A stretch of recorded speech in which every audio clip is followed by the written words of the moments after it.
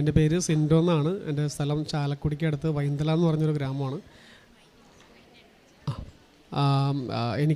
ഞാനൊരു നേഴ്സാണ്. ഒരു 10-15 വർഷമായിട്ട് നഴ്സിംഗ് മേഖലയിൽ തന്നെ ജോലി ചെയ്തുകൊണ്ടിരിക്കുന്നു. അതോടൊപ്പം തന്നെ വേറെയും കുറച്ച് ബിസിനസ്സൊക്കെ ഉണ്ടായിരുന്നു നാട്ടിലായിരുന്ന സമയത്ത്. ഇപ്പം നാട്ടിലല്ല, ഇപ്പം വിദേശത്താണ്. ഞാനതിൻ്റെ സാക്ഷ്യം പറയാനായിട്ട് ഒത്തിരി സന്തോഷത്തോടു കൂടിയാണ് ഇന്ന് ഇവിടെ നിൽക്കുന്നത്. കൃപാസനം മാതാവിൻ്റെ ഒരു വലിയ കഴിവ് അല്ലെങ്കിൽ ഒരു വലിയ അത്ഭുതമെന്ന് പറഞ്ഞാൽ പോരാ, അതിലും മുകളിലേക്കുള്ള ഒരു കാര്യം എൻ്റെ ജീവിതത്തിൽ സംഭവിച്ചു. ശരിക്കും പറഞ്ഞിട്ടുണ്ടെങ്കിൽ ഞാനിവിടെ മുൻപ് 2019-ലും 20-ലൊക്കെ ആയിട്ട് പല പ്രാവശ്യം ഇവിടെ വന്നു പോയിട്ടുണ്ട്. എനിക്ക് നേഴ്സാണെന്നതിലുപരി എനിക്ക് വേറെ ഈ ട്രാവൽസിൻ്റെ ഒക്കെ ആയിട്ട് കുറച്ച് ബിസിനസ്സൊക്കെ ഉണ്ട്. അപ്പോൾ ആ സമയത്ത് വണ്ടിയുമായിട്ട് വരുമ്പോഴത്തേക്കും എൻ്റെ വീടിൻ്റെ അവിടെ നിന്നുള്ള കുറച്ച് ആൾക്കാരൊക്കെ അവിടെ കൊണ്ടുവന്ന് രാവിലെ മുതൽ വൈകുന്നേരം വരെ ഇവിടെ വന്ന് നിൽക്കാറുണ്ട്. ഞാൻ യൂഷ്വലി വരുന്ന പോലെ ഇവിടെ വന്നിരിക്കും, ഒരു കൊന്ത ചെല്ലും, അല്ലെങ്കിൽ ചിലപ്പോൾ കുർബാനയുടെ സമയമാണ് കുർബാനയിൽ കൂടും. അത് കഴിഞ്ഞ് പുറത്ത് പോയി സാധാരണ ഇരിക്കും. എനിക്ക് പ്രത്യേകിച്ച് വിശ്വാസങ്ങളോ അല്ലെങ്കിൽ കൃപാസന മാതാവിൻ്റെ മറ്റുള്ള അനുഗ്രഹങ്ങളെക്കുറിച്ചുള്ള സാക്ഷ്യങ്ങളോ അങ്ങനെ കേട്ടിരിക്കും. പക്ഷേ അതിലത്തേക്കൊന്നും ഞാനങ്ങ് അത്രയ്ക്ക് അങ്ങോട്ട് ഉറച്ച് വിശ്വസിക്കുകയോ അല്ലെങ്കിൽ അതിനെക്കുറിച്ച് വലിയ പ്രഘോഷിക്കുകയോ ചെയ്തിരുന്നില്ല. ഇത് എൻ്റെ ജീവിതത്തിലെ അനുഭവമായപ്പോഴാണ് എനിക്ക് ഇതെന്താണെന്നും എങ്ങനെയാണിത് സംഭവിക്കുന്നതെന്നൊക്കെ മനസ്സിലാക്കി തുടങ്ങിയത്. അതുവരെ കേട്ടുകേൾവികൾ മാത്രമേ ഉണ്ടായിരുന്നുള്ളൂ. 2016-ലാണ് എൻ്റെ കല്യാണം കഴിഞ്ഞത്. 2019-ൽ എൻ്റെ ഭാര്യ വിദേശത്തേക്ക് പോയി. അതുവരെ ഞങ്ങൾ ഒരുമിച്ചായിരുന്നു. ഞങ്ങൾക്കൊരു മോളുണ്ടായിരുന്നു ആ സമയത്ത്. 2017-ൽ മോളുണ്ടായി. 2019-ൽ ഭാര്യ വിദേശത്തേക്ക് പോകുമ്പോഴത്തേക്കും മോൾക്ക് 2 വയസ്സ് കഷ്ടി. അങ്ങനെ പോയതിന് ശേഷം ഞങ്ങൾ തമ്മിൽ അഭിപ്രായ വ്യത്യാസങ്ങൾ വരാൻ തുടങ്ങി. ഒരു 2 മാസം കഴിഞ്ഞപ്പോഴത്തേക്ക് ഞാൻ പറഞ്ഞു, ഇനി അവിടെ നിന്നാൽ ശരിയാവില്ല, തിരിച്ചു പോരേന്ന് പറഞ്ഞു. പക്ഷേ ആൾ വരാൻ ഒരുക്കമല്ലായിരുന്നു. അങ്ങനെ പിന്നെ അഭിപ്രായ വ്യത്യാസങ്ങൾ വെറുപ്പിലേക്കും വാശിയിലേക്കും വൈരാഗ്യത്തിലേക്കും പോയി. കുഞ്ഞ് എൻ്റെ കൂടെ എൻ്റെ വീട്ടിലുണ്ട്, അമ്മയുടെ കൂടെ. അമ്മയും അപ്പച്ചനും വീട്ടിലുണ്ട്. അപ്പോൾ എന്നെ സപ്പോർട്ട് ചെയ്യാനായിട്ട് അമ്മ കുഞ്ഞിനെ നോക്കുമായിരുന്നു. ഞാനും ചെറിയൊരു ജോലിയൊക്കെ ആയിട്ട് മുന്നോട്ട് പോവുകയായിരുന്നു.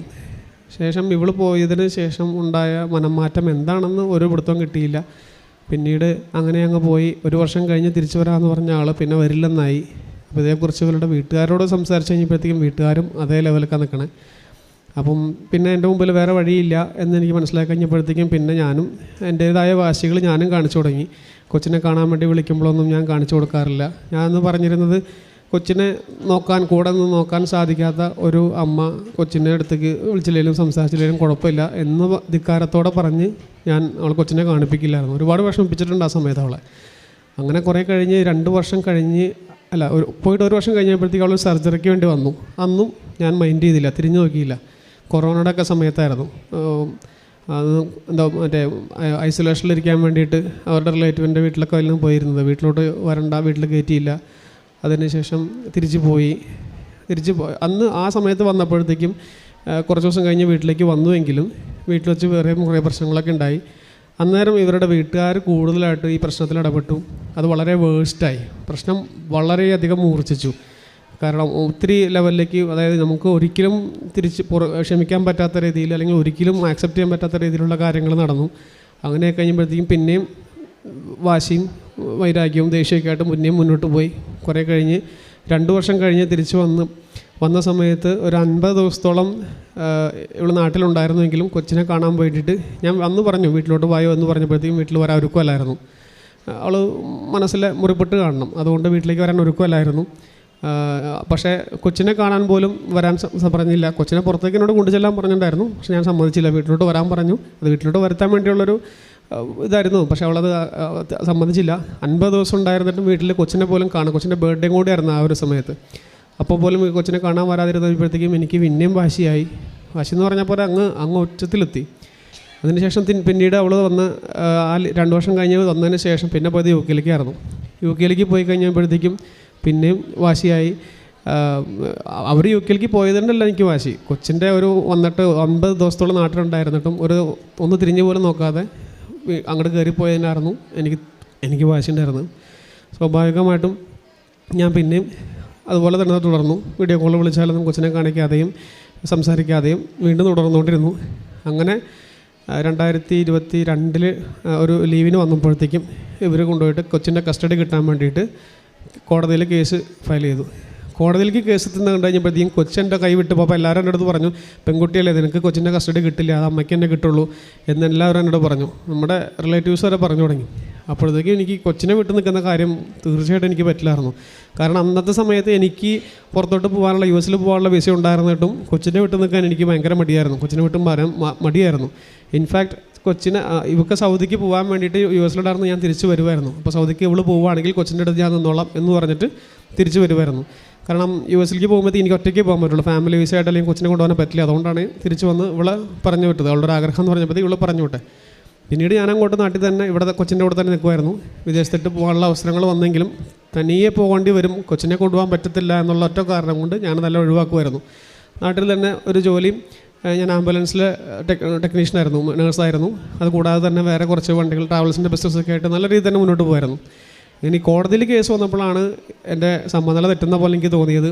പിന്നെ അങ്ങോട്ട് സംഭവിച്ചതൊക്കെ വളരെ സ്വാഭാവികമായിട്ടുണ്ടാകുന്ന പോലെയൊക്കെ തന്നെ, മദ്യപാനം, പിന്നെ മറ്റുള്ള പ്രശ്നങ്ങൾ. പക്ഷേ കൊച്ചിൻ്റെ മുമ്പിൽ മാത്രം ഞാൻ അടിയറവ് പറഞ്ഞിരുന്നു. അവളെന്ന് എന്നോട് പറയാമായിരുന്നു, പപ്പ കള്ളു കുടിക്കരുതെന്ന് പറയുമായിരുന്നു. അത് അമ്മ പറയിപ്പിക്കണമായിരുന്നു എന്നെ കള്ളോട് നിർത്താൻ വേണ്ടിയിട്ട്.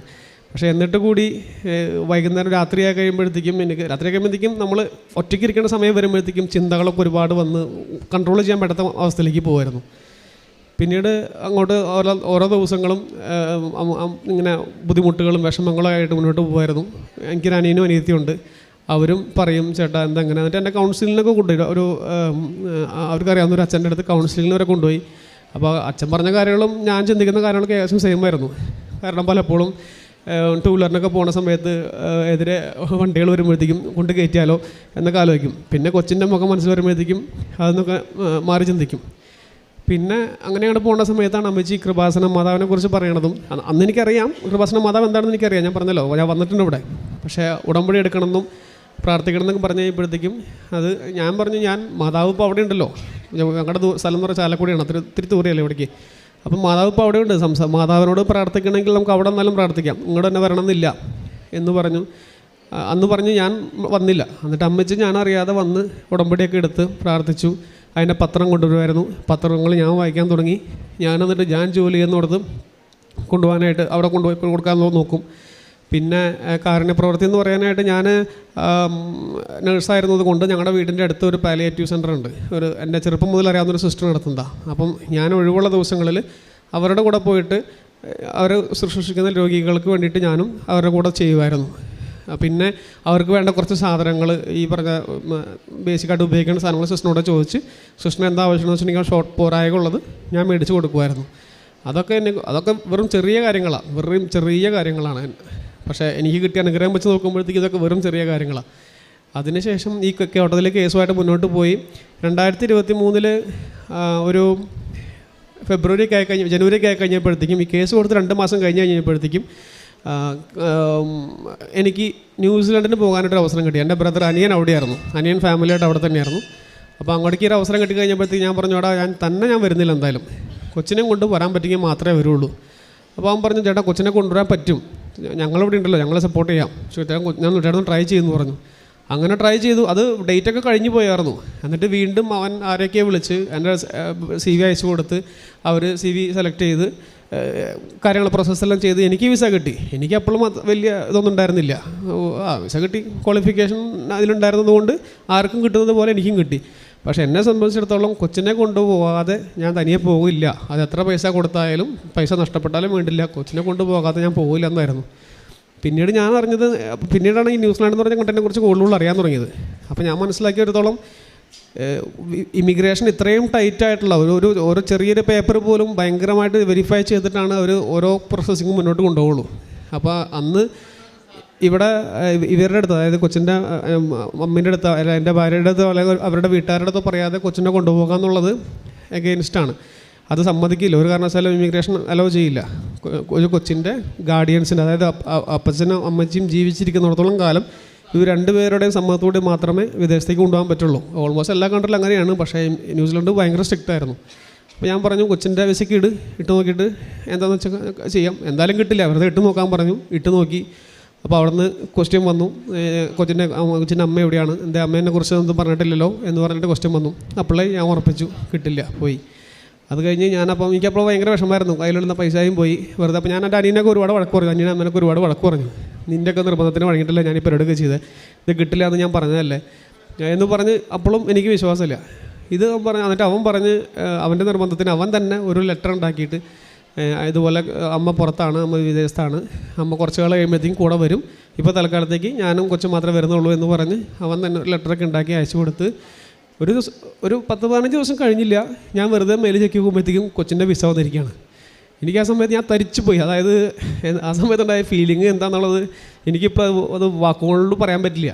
അതൊരിക്കലും പോസിബിൾ അല്ലാത്ത കാര്യമായിരുന്നു, ഒരിക്കലും പോസിബിൾ അല്ലാത്തൊരു കാര്യമായിരുന്നു അത്. അതുകൊണ്ട് തന്നെ ഞാൻ അപ്പം തന്നെ ഞാൻ വീട്ടിലുണ്ടായിരുന്നു, ഡ്യൂട്ടി ഉണ്ടായിരുന്നില്ല, വീട്ടിലുണ്ടായിരുന്നു. അപ്പം തന്നെ ഞാൻ അമ്മയുടെ അടുത്ത് പറഞ്ഞു, അമ്മ ഞങ്ങൾക്ക് ഒരു മാസത്തേക്ക് പോകണമെന്ന് പറഞ്ഞ് അടുത്ത ബസ്സും പിടിച്ച് നേരം കൊണ്ട് വന്നു. വെറുതെ ഒന്നിനും വേണ്ടിയിട്ടല്ല, വെറുതെ വന്ന് ഇവിടെ കുറച്ച് നേരം ഇരുന്ന് ആ മാതാവിൻ്റെ മുഖത്ത് നോക്കി കുറച്ച് നേരം ഇരുന്ന് കരഞ്ഞു, ഒരുപാട് സന്തോഷമായി. അങ്ങനെ തിരിച്ചു പോയി, ബാക്കിയുള്ള പോകാനുള്ള കാര്യങ്ങളൊക്കെ ചെയ്തു. അപ്പോൾ ഇതെല്ലാം ഭയങ്കരമായിട്ട് സീക്രട്ടായിട്ട് വെച്ചിരുന്നു. ഒരാളെ അറിയിക്കാതെ വീട്ടിൽ ഞാനോ അമ്മയോ മാത്രമേ അറിയുന്നുള്ളൂ. ഞങ്ങളുടെ റിലേറ്റീവ്സ്, അടുത്തുള്ള ബന്ധുക്കാരോ ആരും ഒന്നും അറിയിച്ചില്ല. ലാസ്റ്റ് പോകുന്നത് ഏപ്രിൽ 18-ാം തീയതി കഴിയുമ്പോഴത്തേക്ക് അതിൻ്റെ 2 ദിവസം മുൻപ് മാത്രം വളരെ വേണ്ടപ്പെട്ട 2-3 പേരോട് മാത്രം പറഞ്ഞു, ആരോടും പറഞ്ഞില്ല. കാരണം അറിയിച്ചു കഴിഞ്ഞിട്ടുണ്ടെങ്കിൽ സ്വാഭാവികമായിട്ടും കോടതിയിൽ കേസുണ്ട്, അപ്പം പോകാനായിട്ട് പറ്റത്തില്ല എന്നുള്ള കാര്യം ഉറപ്പാണ്. സാക്ഷ്യം പറയാനായിട്ട് ഇവിടെ വന്നപ്പം പറഞ്ഞു, അത് ഞാൻ പോകുന്നതിന് മുമ്പ് കൊച്ചിനെയും കൊണ്ട് വീണ്ടും 1 പ്രാവശ്യം ഇവിടെ വന്നിട്ട് പോയി. അപ്പോൾ സാക്ഷ്യം പറയാനായിട്ട് ഞാൻ ആരോടൊന്നും ചോദിച്ചില്ല. എനിക്ക് തോന്നി, മനസ്സിൽ തോന്നി, ഇത് ഇനി സാക്ഷ്യമൊക്കെ പറഞ്ഞു കഴിയുമ്പോഴത്തേക്കും എന്തെങ്കിലും കാരണവശാൽ ഇത് പുറത്ത് അറിഞ്ഞു കഴിഞ്ഞിട്ടുണ്ടെങ്കിൽ ചിലപ്പോൾ പോക്ക് തടസ്സമാവും. അതുകൊണ്ട് അടുത്ത വരവിലാവട്ടെ എന്ന് വിചാരിച്ചിട്ട് ഞങ്ങൾ ചെന്ന് അവിടെ ഞാനും കൊച്ചും കൂടെ ട്രാവൽ ചെയ്തു. അതിൻ്റെ അടുത്ത് നിന്നു എല്ലാ കാര്യങ്ങളും വളരെ ഈസി ആയിട്ട് താമസം, കൊച്ചിൻ്റെ അഡ്മിഷൻ, എൻ്റെ ജോലി എല്ലാം വളരെ ഈസി ആയിട്ട് നടന്നു. അപ്പോൾ ഞാൻ പോയ സമയത്ത് ഇവിടുന്ന് തേനും ഉപ്പും കൊണ്ടുപോയായിരുന്നു, പിന്നെ തിരികളും ഓരോ തിരിയും കൊണ്ടുപോയായിരുന്നു. പ്രാർത്ഥനകൾ നടക്കുന്നുണ്ടായിരുന്നു. പിന്നെ കൊച്ചിന് അസുഖം വന്ന സമയത്ത് ഒരു സമയത്ത് കൊച്ചിന് ചുമ വന്നിട്ട് മാറുന്നേ ഇല്ല. അവിടുത്തെ കാലാവസ്ഥ മാറിയതുകൊണ്ടായിരിക്കണം ഒരാഴ്ചത്തോളം കൊച്ചു സ്കൂളിൽ പോകാതിരുന്നു. എന്നിട്ട് ഡോക്ടറെ കൊണ്ട് കാണിച്ച് ആൻറ്റിബയോട്ടിക് കൊടുത്തുവെങ്കിലും ആ ഉപ്പ് കൊടുത്തു, പിന്നെ ഉണ്ടായിരുന്ന തേനും നാക്കിൽ തൊട്ട് കൊടുക്കുമായിരുന്നു. അത് കഴിഞ്ഞ് പിന്നെ ചുമ ഇതുവരെ വന്നിട്ടില്ല. അന്ന് വന്നതാണ്, അതായത് കഴിഞ്ഞ കൊല്ലം ഏപ്രിൽ വന്നത്. പിന്നെ ചുമ വന്നിട്ടില്ല, ഇതുവരെയും വേറെ പ്രശ്നമൊന്നും ഉണ്ടായിട്ടില്ല. പിന്നെ ഇതുപോലെ ഇതേ സമയത്ത് തന്നെ എൻ്റെ കാനഡയിലുള്ള അനിയത്തി പ്രഗ്നൻ്റ് ആയിരുന്നു. അവൾക്ക് 2ാമത്തെ പ്രഗ്നൻസിയാണ്. ഷുഗർ കൂടിയിട്ട് ഭയങ്കരമായിട്ട് പ്രശ്നമായിരുന്നു, അത് ഭയങ്കര പേടിയായിരുന്നു. അപ്പോൾ അമ്മച്ചി അവിടെ അവളെ ശുശ്രൂഷിക്കാൻ വേണ്ടി അങ്ങോട്ട് പോയിരുന്നു. പോയ സമയത്ത് ഇതുപോലെ ഉപ്പും തേനും കൊണ്ടുപോയി അവൾക്കതിൽ കൊടുത്തു. അവളുടെ ഷുഗറും എല്ലാം നോർമലായി. ഇപ്പോൾ അവൾക്കൊരു മോനുണ്ട്. മോനിപ്പം കഴിഞ്ഞ ജൂലൈയിലാണ് മോൻ ജനിച്ച, ഒരു പ്രശ്നമില്ല, എല്ലാം നോർമലായി, അവരും ഹാപ്പി ആയിട്ടിരിക്കുന്നു. അതുപോലെ തന്നെ ഞങ്ങൾ ചെന്നതിന് ശേഷം അനിയനും ഭാര്യയും ഞങ്ങൾ ചെല്ലുമ്പോൾ 3 മാസം പ്രഗ്നൻ്റ് ആയിരുന്നു. അവരെ നോക്കാനും ശുശ്രൂഷിക്കാനും സാധാരണ അമ്മ പെങ്ങളുടെ അടുത്തേക്ക് പോയ കാരണം കൊണ്ട് വേറെ ആരും ഉണ്ടായിരുന്നില്ല, ഞങ്ങൾ തന്നെ ഉണ്ടായിരുന്നുള്ളൂ. അതുകൊണ്ട് അവളും എല്ലാവരും വളരെ പ്രാർത്ഥിച്ചും ഒരുപാട് ഒരുപാട് പ്രതീക്ഷകളോട് കൂടിയും അവരുടെ കൊച്ചിൻ്റെ പ്രസവം, അതായത് കഴിഞ്ഞ ഒക്ടോബർ 31 ഒരു പെൺകുഞ്ഞിനെ തന്ന് മാതാവ് അത് അനുഗ്രഹിച്ചു. അങ്ങനെ ഡിസംബർ ആയി കഴിഞ്ഞപ്പോഴത്തേക്കും, അതായത് ഈ കഴിഞ്ഞ ഡിസംബർ ആയി കഴിഞ്ഞപ്പോഴത്തേക്കും ആരുടെയും അത് മുൻപ് മധ്യസ്ഥങ്ങൾ സംസാരിച്ചിട്ടുണ്ടായിരുന്നു. എൻ്റെയും ഭാര്യയുടെയും വിഷയങ്ങൾ തമ്മിൽ മധ്യസ്ഥങ്ങൾ സംസാരിച്ചിട്ടുണ്ടായിരുന്നു. ഒരു 5-6 പ്രാവശ്യം സംസാരിച്ചിട്ടുണ്ട്. പക്ഷെ അതൊന്നും ശരിയായിട്ടില്ലായിരുന്നു. ഒന്നും നീണ്ടുപോകില്ലായിരുന്നു. 1 മാസത്തേക്ക് ചിലപ്പോൾ സംസാരിക്കും, അത് കഴിഞ്ഞ് പിന്നെ വീണ്ടും പഴയപടിയാവുമായിരുന്നു. കഴിഞ്ഞ ഡിസംബറിൽ വൈഫ് വിളിക്കുകയും സംസാരിക്കുകയും ചെയ്തപ്പോൾ ഞാൻ വിചാരിച്ചു ഒരുമിച്ച് ജീവിക്കാൻ ആഗ്രഹമുണ്ട്, ഇനി ഒരുമിച്ച് ജീവിക്കാമെന്ന് പറഞ്ഞു കഴിയുമ്പോഴത്തേക്കും ഞാനത് വിശ്വസിച്ചില്ല. കാരണം ഞാൻ പറഞ്ഞു, നിൻ്റേത് അടുത്ത നമ്പറല്ലേ, ഇതും പറഞ്ഞ് നാട്ടിലേക്ക് വിളിച്ച് വരുത്തി അടുത്ത കേസ് കൊടുത്ത് തന്നെ ട്രാപ്പ് ചെയ്യാനുള്ളൊരു അടുത്ത തന്ത്രമായിരിക്കും എന്ന് ഞാൻ പറഞ്ഞു. ഞാൻ ആദ്യം ഒന്നും റെസ്പോണ്ട് ചെയ്തില്ല, അല്ലെങ്കിൽ ഞാൻ അവഗണിച്ചു. പിന്നീട് വീണ്ടും അവൾ പറഞ്ഞു കഴിയുമ്പോഴത്തേക്കും എനിക്ക് തോന്നി ചിലപ്പോൾ മാതാവ് അവളെ കൊണ്ട് പറയിപ്പിക്കേണ്ടതായിരിക്കും എന്ന് വിചാരിച്ച് അവളോട് പറഞ്ഞു, ശരി അങ്ങനെയാണെങ്കിൽ ബാക്കിയുള്ള കാര്യങ്ങൾ എന്താണെന്ന് ചെയ്തോ, ഞാൻ വേറെ ഒന്നും ആഗ്രഹിക്കുന്നില്ല, നിന്നെ എങ്ങനെ ഞാൻ 2016 കെട്ടിക്കൊണ്ടുവന്നോ അതേ മോളായിട്ട് നീ വന്നാൽ മതി, വേറൊന്നും നമുക്ക് ആഗ്രഹം, വേറൊന്നും എനിക്ക് വേറൊരു കണ്ടീഷൻസും ഇല്ല. എനിക്കും നമ്മുടെ മോക്കും നിന്നെ ആവശ്യമാണ്. ഞങ്ങൾ നീ ഇല്ലാത്തൊരു ജീവിതം കണ്ടിരുന്നുവെങ്കിലും നീ ഉണ്ടെങ്കിൽ അത് ഞങ്ങളുടെ ജീവിതത്തിലെ ഏറ്റവും വലിയൊരു അനുഗ്രഹമായിരിക്കും. നമ്മുടെ 3 പേരുടെ ജീവിതം പൂർണ്ണമാണെങ്കിൽ 3 പേരും ഒരുമിച്ച് തന്നെ ജീവിക്കണം. അത് ഇത്ര നാളും പല തെറ്റിദ്ധാരണകൾ കൊണ്ട് ഇല്ലാതിരുന്നെങ്കിൽ ഇപ്പോൾ നിനക്കത് തോന്നിയെങ്കിൽ ഇനി അങ്ങോട്ടാവാം എന്ന് പറഞ്ഞ് കഴിഞ്ഞ മാസം ജനുവരി മാസം ഞാനും കൊച്ചും അവിടെ നിന്ന് വന്നു. എൻ്റെ ഭാര്യ UK നിന്ന് വന്നു. കേസൊക്കെ പിൻവലിച്ചു. ഒന്നും ഞാൻ പറഞ്ഞതിൻ്റെ പുറത്തിൽ മാത്രം കേസൊക്കെ പിൻവലിച്ചു. വേറെ കേസുകളൊക്കെ അവസാനിച്ചു. വേറെ ബുദ്ധിമുട്ടൊന്നുമില്ല. ഇപ്പം എൻ്റെ കൂടെ വീട്ടിൽ വന്നിട്ട് ഇപ്പം കഴിഞ്ഞ 26-ാം തീയതി അവൾ വന്നു. 28-ാം തീയതി കേസ് പിൻവലിച്ചു. അന്ന് തന്നെ വീട്ടിലേക്ക് വന്നു. സുഖമായിട്ടും സന്തോഷമായിട്ടും മനസ്സമാധാനപരമായിട്ടും ജീവിക്കുന്നു. വൈഫും കൊച്ചും കൂടെ വന്നിട്ടുണ്ട്, അമ്മയും വന്നിട്ടുണ്ട്. ഒത്തിരി സന്തോഷം. ഒത്തിരി പോകുന്നതിന് മുമ്പ് അപ്പോൾ എന്തായാലും വന്ന് ഞങ്ങൾക്ക് അടുത്ത ഈ 2-3 ദിവസത്തിനുള്ളിൽ തിരിച്ചു പോകും. തിരിച്ചു പോകുന്നതിന് മുമ്പ് സാക്ഷ്യം പറയണം എന്ന് ആഗ്രഹമുണ്ടായിരുന്നു. അപ്പോൾ അമ്മച്ചി ഇടയ്ക്കിടയ്ക്ക് വന്നതിന് ശേഷം ചോദിച്ചാൽ വന്നിട്ട് ഇപ്പോൾ 3 ആഴ്ചയായി. വന്നിട്ട് അമ്മച്ചി ഇടയ്ക്കിടയ്ക്ക് ചോദിക്കും, കാര്യങ്ങളൊക്കെ നടന്നു കഴിഞ്ഞപ്പോൾ ഇനി മാതാവിനെ വേണ്ടല്ലേ, സാക്ഷ്യം പറയാന്നവരോട് നീ പറഞ്ഞോ എന്ന് ചോദിക്കും. അപ്പോൾ ഞാൻ അപ്പോഴും ആലോചിക്കും, അപ്പോൾ ഒക്കെ മനസ്സിൽ കൂത്തായിരുന്നു, അയ്യോ എല്ലാ കാര്യങ്ങൾക്കും വേണ്ടി ഓടും. പിന്നെ എനിക്കൊരു സർജറി ഒക്കെ ഉണ്ടായിരുന്നു. ആ സർജറിയൊക്കെ വളരെ ഡീസൻ്റായിട്ട് നടന്നു. ഒന്നും ടെൻഷൻ അടിക്കേണ്ടി വന്നില്ല. അപ്പോൾ ഇതെല്ലാം കഴിഞ്ഞ് കഴിഞ്ഞപ്പോഴത്തേക്കും അമ്മച്ചി പറഞ്ഞു കഴിഞ്ഞപ്പോഴത്തേക്കും ഇന്നലെ വീണ്ടും പറഞ്ഞു, എടാ പോയില്ലെങ്കിൽ അത് ശരിയാവില്ല കേട്ടോ എന്ന് പറഞ്ഞപ്പോൾ ശരി എന്നാൽ ഞാൻ വേറെ എന്ത് പരിപാടി ഉണ്ടെങ്കിലും അത് മതി എന്ന് പറഞ്ഞ് ഇന്ന് രാവിലെ തന്നെ ഞാൻ അമ്മച്ചേനെയും കൂട്ടിങ്ങ് പോരുമായിരുന്നു. അപ്പം മാതാവ് തന്ന ഈ ഒരു അനുഗ്രഹം, അതായത് ഞാൻ ചോദിച്ചത് ഒന്നേ ചോദിച്ചുള്ളൂ, പക്ഷേ പലതായിട്ട് മാതാവ് തിരിച്ചു തന്നു. അതാണ് ഏറ്റവും വലിയ ഒരു അനുഗ്രഹം എന്ന് പറഞ്ഞിട്ടുണ്ടെങ്കിൽ. അപ്പോൾ ഇതിനകത്ത് ഏറ്റവും അകമഴിഞ്ഞ രീതിയിൽ നന്ദി പറയുന്നതോടൊപ്പം തന്നെ തുടർന്നുള്ള ഞങ്ങളുടെ ജീവിതത്തിൽ മാതാവിൻ്റെ അനുഗ്രഹം ഉണ്ടാവണമെന്നും മാതാവിൻ്റെ കൂടെ തന്നെ നടക്കണമെന്നും ആഗ്രഹിക്കുന്നു. നന്ദി, നമസ്കാരം.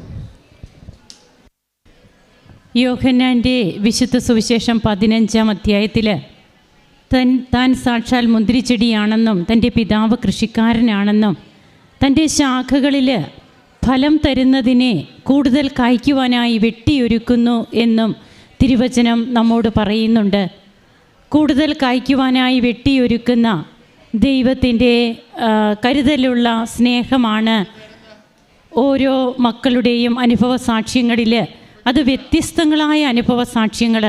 നാം ഇന്ന് ഇവിടെ രണ്ടാമത്തെ ഈ അനുഭവ സാക്ഷ്യം പങ്കുവയ്ക്കുമ്പോൾ കുടുംബജീവിതം തന്നെയാണ്. കുടുംബജീവിതത്തിൽ തകർന്ന കുടുംബജീവിതം എങ്ങനെ അത് ഒരുമിക്കുന്നു, അതിനിടയിൽ വേദനകൾ, വിഷമങ്ങൾ ഇതൊന്നുമില്ല എന്നല്ല, ഒത്തിരിയേറെ പ്രതിസന്ധികളൊക്കെ വരുന്നുണ്ട്.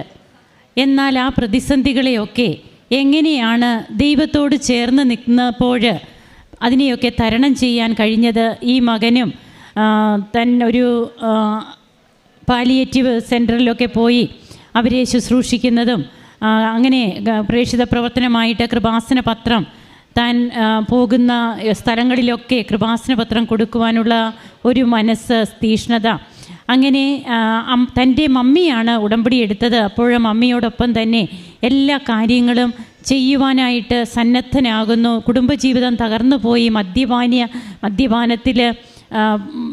മദ്യപാനം മാത്രമാകുന്ന ഒരവസ്ഥയിൽ നിന്ന് പിന്നീട് എങ്ങനെയാണ് തൻ്റെ ജീവിതത്തെ ഈശോ അമ്മയുടെ മധ്യസ്ഥതയിലൂടെ ഈശോ ചേർത്ത് നിർത്തിയത്. ഇന്ന് കുടുംബം ഒന്നിച്ചു. ഏതാനും അതായത് ഇപ്പോൾ 1 മാസമാകുന്നേയുള്ളൂ. വൈഫും ഹസ്ബൻഡും കുഞ്ഞും ഒരുമിച്ചാണ് ഇവർ ഇന്നിവിടെ വന്നിരിക്കുന്നത്. വന്ന് നന്ദി പറയുവാൻ പരിശുദ്ധ അമ്മയുടെ മധ്യസ്ഥതയിലൂടെ മാത്രമാണ് തങ്ങൾക്കിത് ലഭിച്ചത് എന്നുള്ള ആ ഒരു ബോധ്യത്തിൽ ഇവിടെ വന്ന് ഈ സാക്ഷ്യത്തിലൂടെ ഈശോയെ മഹത്വപ്പെടുത്തുവാനാണ് ഈ മക്കൾ ഇവിടെ ഇന്ന് വന്നത്.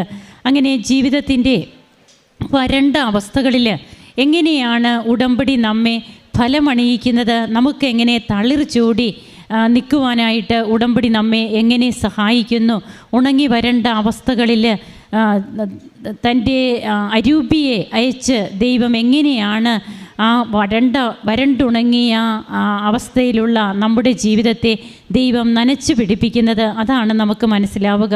ഉടമ്പടി എന്നുള്ളത് ഒരു അവകാശവും അനുഗ്രഹവുമാണ്. നാം വിശ്വസ്തരും സത്യസന്ധരുമാകണം, അതുമാത്രമാണ് ദൈവം ആഗ്രഹിക്കുന്നത്. നമുക്ക് നമ്മുടെ ചിന്തകൾ, നമുക്ക് തോന്നുന്നത് അതല്ല, ആ ജീവിതമല്ല ഉടമ്പടി ജീവിതം. ഉടമ്പടി ജീവിതം നമ്മിൽ നിന്ന് ആവശ്യപ്പെടുന്നത് വിശ്വസ്തതയും സത്യസന്ധതയും ആത്മാർത്ഥതയുമാണ് എന്ന് നമുക്ക് കൂടെ ഓർക്കാം. അങ്ങനെ ഈ കുടുംബത്തിന് ദൈവം നൽകിയ എല്ലാ കൃപകൾക്കും നമുക്ക് കരങ്ങളടിച്ച് ഈശോയ്ക്കും അമ്മയ്ക്കും